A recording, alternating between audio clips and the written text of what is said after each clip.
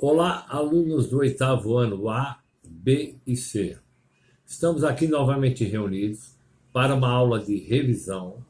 Aula de revisão essa que vai ser útil para a aplicação da avaliação de vocês. Então eu preferi gravar esse vídeo fazendo uma revisão dos conteúdos e competências que foram ministrados para vocês no terceiro bimestre no Centro de Mídias. Como eu fiz a avaliação de vocês baseado nesses temas, então vamos tratar tema por tema, temas esses que vão ficar para vocês fazerem a avaliação. Eu preferi fazer um vídeo, porque com isso vocês podem assistir diversas vezes, voltar, pausar, assistir de novo e tirar as suas dúvidas, ok? Isso ajudará muito vocês para responder à avaliação do terceiro bimestre, ok? Então vamos lá aos temas.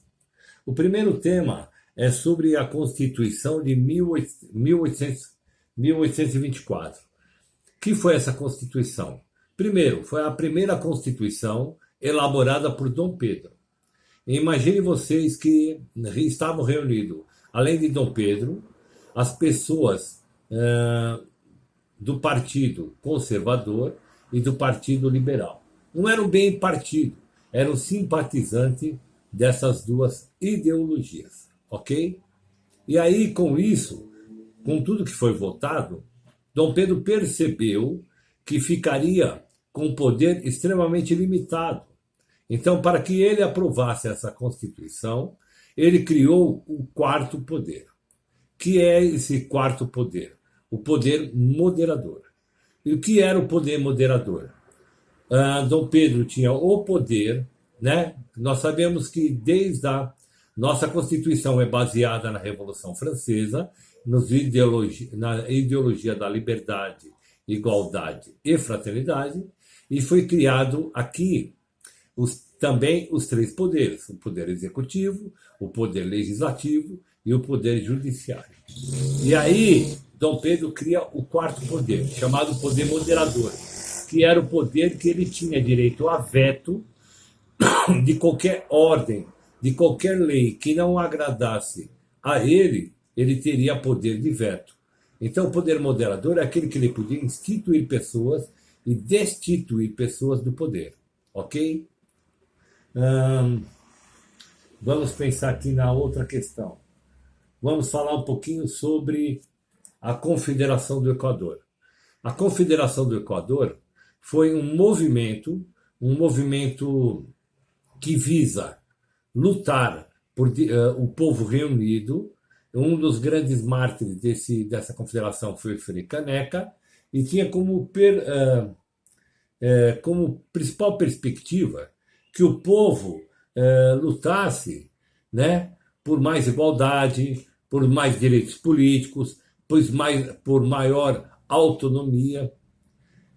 Isso vai desagradar o Império, na figura de Dom Pedro, que vai mandar o exército brasileiro invadir a Confederação, os locais que estava tendo o conflito, e com isso ele acaba com a Confederação do Equador. Basicamente é isso.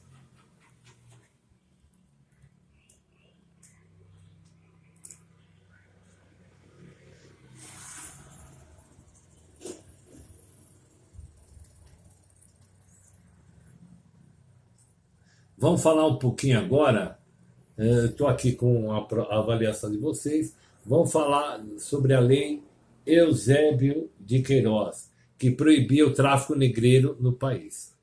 Vocês devem lembrar que no final, já no século XIX, na Europa já estava havendo um movimento industrial. Afinal de contas, a primeira revolução industrial foi na Inglaterra. Então a Inglaterra, como era a principal parceira do Brasil, ela não conseguia entender que o Brasil foi o último país a abolir a escravatura. Então, através de pressões, principalmente da Inglaterra, que era aliada econômica e principalmente política do Brasil, Há uma pressão, e aí o Império Brasileiro cria uma lei chamada Lei Eusébio de Queiroz, né, que extinguia e proibia o tráfico negreiro. Ou seja, qualquer navio que fosse interceptado pela esquadra inglesa e que tivesse nesse navio escravos, o navio era confiscado e os escravos eram capturados, porque o tráfico de escravos estava proibido. Outra questão que vale ressaltar é sobre a Guerra do Paraguai, né? O que nós podemos destacar da Guerra do Paraguai, né, que ajudará na resolução da avaliação de vocês, é que a Guerra do Paraguai foi o quê? Um conflito armado, onde o Paraguai primeiro invade Mato Grosso e depois invade a cidade de Corrientes, na Argentina, né? Porque tinham desavenças entre colorados e blancos, e o Brasil apoiava os colorados e o Paraguai os blancos. E o principal objetivo do Paraguai era conquistar uma saída para o mar, porque se você olhar geograficamente, o Paraguai não tem saída para o mar e não tinha como escoar as suas riquezas pelo mar, né? Isso faz com que a economia do Paraguai fique meio que empatada. E aí o Paraguai, né, declara guerra, e aí vai haver a Tríplice Aliança. São os três países que vão se aliar, né, a Argentina, o Uruguai e o Brasil, para combater o Paraguai.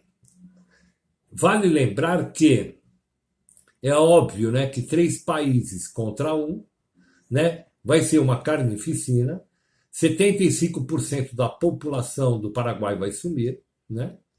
E com isso vai ser dada a vitória para a Tríplice Aliança.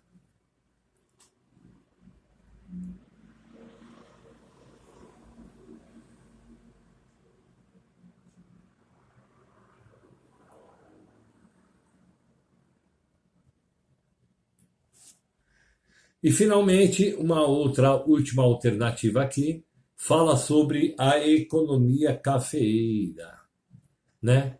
O que foi a economia cafeeira? Primeiro, a economia cafeeira, as grandes plantações,